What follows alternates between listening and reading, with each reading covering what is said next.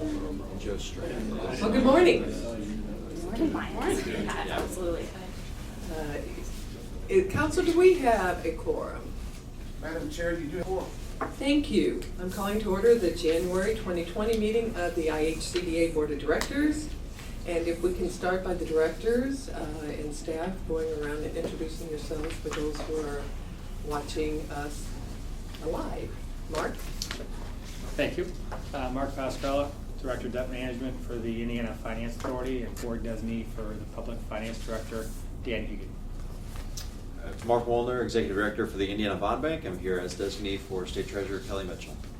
Laura Brown, Special Counsel to Lieutenant Governor. Suzanne Crouch, Lieutenant Governor and Chair of the Board. Jacob Sipe, Executive Director at IHCDA.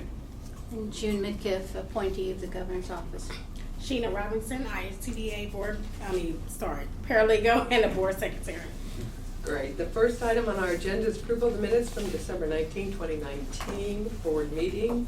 Are there any corrections, additions to the minutes? And if not, I'll entertain a motion for approval. I would move approval. Second. It's been moved and seconded. All in favor say aye. Aye. Opposed, nay. Motion carries.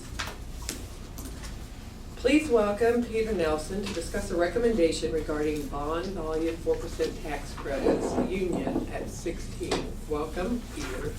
Thank you. Good morning. I hope this catches everything.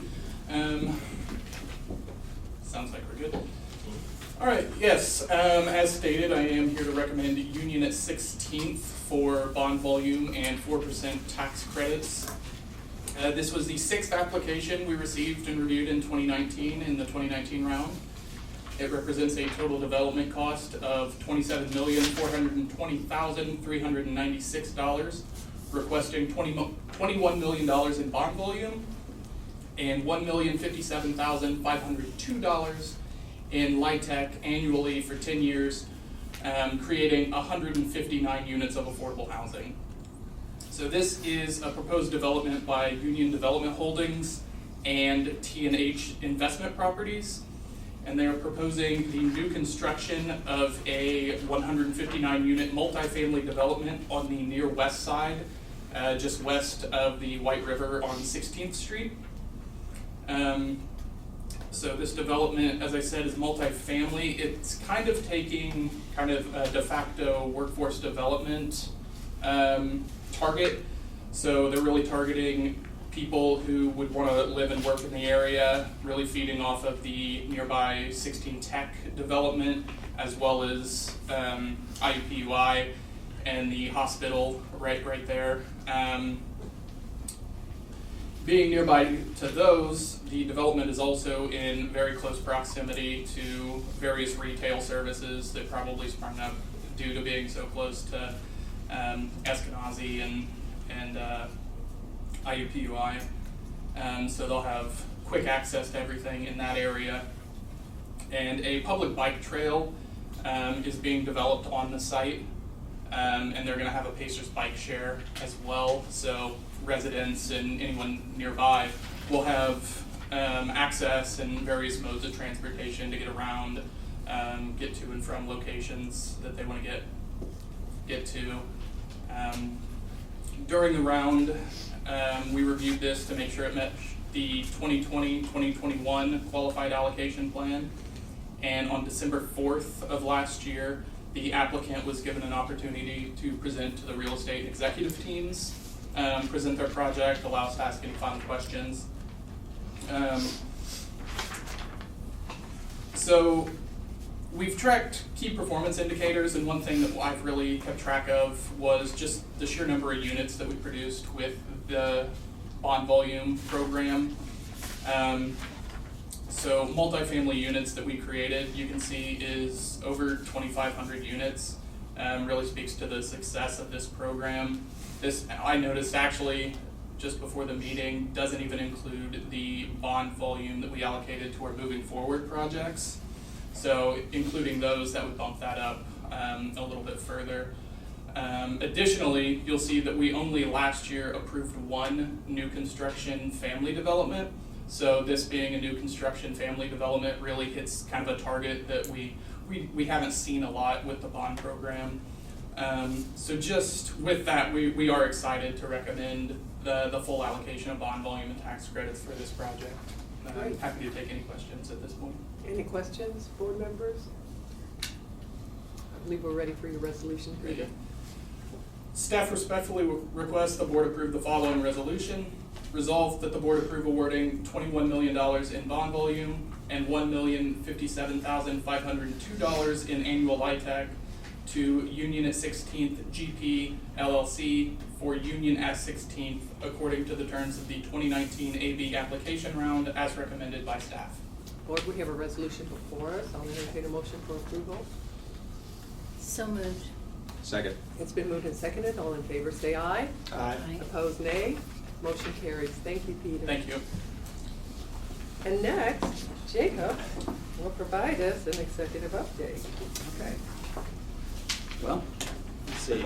Let me use this. Usually my voice can carry far enough, but just a few items here to update the board on. The first one is today is the point in time count that is taking place across our state. And in Indiana, there are 2 continuum of cares. And just a little bit of background, the point in time count is the one day, the end of January, this year it happens to be January 23rd, where we do a count of the homeless population that is sheltered and unsheltered. And in Indiana, there are 2 continuum cares. There's the continuum care for the balance of state, which is IHCDA, takes that leadership role for 91 counties. And then in Marion County, the continuum care is overseen by CHIP here locally. And this year we've been coordinating closely with CHIP and IHCDA to ensure that is being done together in a way in which we can also share the data from a statewide perspective. So that is taking place today. Like I said, there are 16 regions around the state that make up the balance of the state. And we have volunteers out there today, right now, that are doing surveys with the homeless population and doing that count. It's important that we do this count because it also impacts our ability to receive federal funds from the U.S. Department of Housing and Urban Development. This is a requirement in order for us to receive continuum of care dollars, which those continuum of care dollars are very competitive. And so with that, IHCDA takes the lead with the balance of the state by creating the survey that will be used by the volunteers. We provide the training for volunteers as well, and also help with coordinating with the region's coordinators as they work on pulling together everyone. There is street outreach. In addition to, there's also a lot of work related to providing the surveys at service organizations like food pantries, emergency rooms, police stations, libraries, health clinics, and soup kitchens.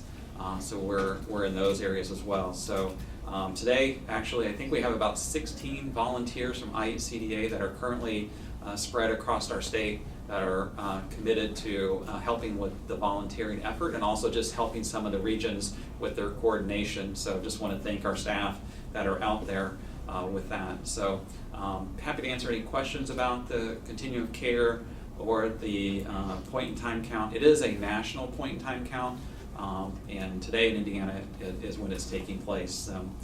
Also just again, really excited that we're able to coordinate with Indianapolis continuum of care and the point in time count, and probably around June or so we will have all of the final numbers, and we plan to release those numbers together with CHIP so that you can see what it looks like for the entire state. It is, I think it's important to remember that the point in time count doesn't necessarily reflect the entire homeless population. We're just doing the best we can within a snapshot. Because there are many folks that are at risk of being homeless or experiencing homelessness that we may not catch. And specifically, some of those folks are related to domestic violence and our youth that spend time, whether couch surfing, staying with family and friends or a neighbor during those unfortunate situations. So while the point in time count doesn't necessarily reflect the total population, it does give us a snapshot, and we can see trends over time in terms of the different populations that are experiencing homelessness across our state. And it helps us as we think about developing policy, as we think about where we want to target for the Indiana Permanent Supportive Housing Institute, along with data that we have with Homeless Management Information System. So it's just one piece of some data that we use to do an overall analysis of how we think about our policy and how we strategically invest our resources. So just want to make the board aware of what's taking place today across our state. You may see more information about it through the media today in the work, but IHCDA, I'm just really proud of the work. We had 16 volunteers. I think that might be the most that we've had that I can remember. So anyway, so that's what's taking place today. Question? Sure. Yeah. April 1st is our census count day. Mm-hmm. So we want to be sure that we do count our homeless population. Does this kind of will factor into that, or will we have a separate count on April 1st for our homeless population? Yeah, that's a great question. That was one of the things that we've been working with, was how do we coordinate with the census? And I think one of the things that we've learned is that what we can do is have a better sense to where the populations are located, so that when April 1st comes, that we can also make sure that we target those areas, such as like some of our emergency shelters, some of our permanent supportive housing properties, and where they're providing those services. That we have some warming stations, or day stations that are available for folks that are experiencing homelessness. So I think as we take that inventory of where the population is spending their time during the day, I think we can use that to help with the census as well. So we don't know if this can actually just count for Yeah, that. I don't think it can, because it would not. Yeah, there is a very specific survey that is being done for this population at this time. It would be different than from the survey that Okay. the census would be doing. Yeah. Any other questions? Kindly, I'm sorry to just throw you, the continuum of care, we did receive the award just last week, or the end of last week, I believe. I can't remember off the top of my head. Do you remember how much we received and from our award and what our request was? I know the board remembers back in September approved the balance of state's continuum of care application to HUD, which is contributing to the point in time count. Do you remember what our amount was? I apologize for putting you on the spot like this, but Maybe come up to the microphone? sure, yeah. Or if you want to come up there, Yeah. maybe give us a little background as to. I believe what we approved was about 19.4 million to apply for. HUD has currently awarded the Tier 1 funding, which are typically the renewal projects. So we received 91% of what we requested in Tier 1. All of the projects were funded. Some of them had some adjustments to the amount they were awarded, and it appeared that that had to do with some changes in the fair market rent calculation for certain locations, not any type of performance-related issue, but they did reduce a couple of the awards based on that. There is no timeline that I'm aware of on when the Tier 2 funding, which would be new projects, will be announced, and there was no notice that those awards would be announced when they were either. So we're watching our email, and hopefully in the next month or so we'll hear about the Tier 2 funding. So again, we received 91% of what we had requested, and I know CHIP, the other continuum of care that is represented in the state, they also received what they had requested, and it's the highest level of funding that Indianapolis has received through that process as well. So overall, good for our state. Thank you. And I think it's next Thursday, HUD is coming down, Midwest Regional Director Joseph Galvin, to present us with the Continuum of Care Award. I think they're planning to have a little press conference on that, so that'll be next week. So. And you've done some work with gleaners, right, to make the point in time more than just the count, right? Right. I've seen a little bit about that. Can you explain to the board what that is? Sure. We had a partnership. We did this last year with Gleaners, where we put together this year, 1,500 care packages that IHCDA staff, the team went out to Gleaners. We pulled together 1,500 of those for the volunteers, just some real basic, essential items that they could hand out to some of the folks when they're doing the surveys. And actually, most of this week, a lot of the team was out distributing those care packages across the state. So.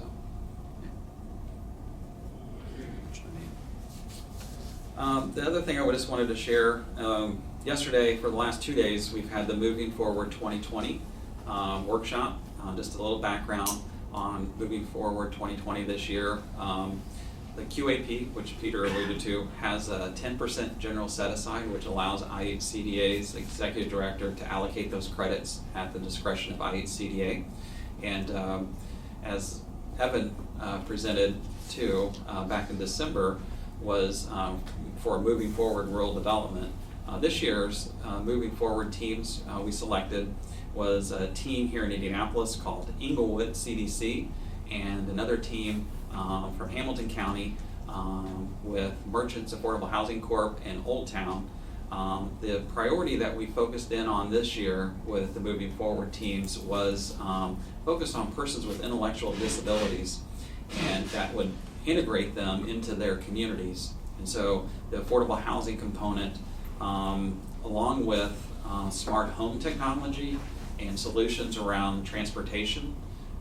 So all those pieces were coming together with those two teams. In the last two days, we've been working with them to really think big and to develop some stretch goals for the teams that they would want minimum goals for each of the teams, just similar like forward. So those teams presented yesterday to the Lieutenant Governor, and I don't know what you thought about how the presentations went. I know for 2 days there we really focused really hard in trying to think through some of these challenges that persons with intellectual disabilities experience in terms of trying to be integrated back into their communities and being independent. The exciting thing with both of these developments are that they're going to be mixed income developments in addition to mixed use, meaning that parts of the developments will also include commercial, and both developments also plan to be multi-phased. So the first phase would be the IHCDA Moving Forward 2020, along with other phases that would also be developed as well, in addition to the affordable housing and market rate housing with commercial as well. So both of those are really exciting. We really made a lot of progress yesterday, and they did their presentations. But Moving Forward 2020 is what we've been working on, and you'll definitely be hearing a lot more about it this year, and then obviously next year as well. So. Well, and I want to thank Jake for his leadership in serving this population. There are about 100,000 Hoosiers who have an intellectual and developmental disability, which is Hoosiers with cerebral palsy, Down syndrome, and autism. And so being able to provide housing for this population allows them to live a more accessible, affordable, safe life that the rest of us enjoy. So thank you for your initiative and for serving this population. Yeah, thank you. I also want to recognize the other three folks that joined me, Matt Rayburn, Alan Rakowski, and Evan Thee. Evan took the lead on really helping coordinate everything and pulling everything together in our partnership with Energy Systems Network. So thanks to all those who actually made the workshop successful. So we had a lot of good conversations. Thank you. A couple other things here just real quick. On the committees that we have for the board, we actually do have 2 vacancies. We have a Development Fund Advisory Committee opening that is an opportunity for any of our board members who are interested in participating in that. And then we also have a Delegation Committee vacancy as well. So what we're going to do, Dave's going to send an email to the board and update you on the committees and where those vacancies are. And if you're interested in participating in filling one of those vacancies, you can let us know. But we do have 2 opportunities for board members to participate on 2 committees. So. And if you don't get volunteers, what then? We will select them. Oh, you can draft and volunteer. Yeah, we'll volunteer. Would you be able to, council, circulate the roster of the existing committees and who's on them, just to refresh? Yes, what I'll be sending you the entire committee list. And the ones that are vacant, it'll say vacant in red. Thank you. Spot. So, I appreciate that. Yeah. That'll be coming to you prior to the board meeting and the audit committee meeting. Speaking of the audit committee meeting, we have an audit committee meeting today following the board meeting. So we'll be meeting, not sure where we're meeting, back there? Okay.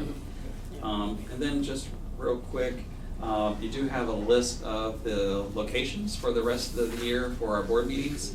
And we do have, it's almost finalized, but next month's board meeting will be here in Indianapolis at a senior property called Minnie Hartman Center.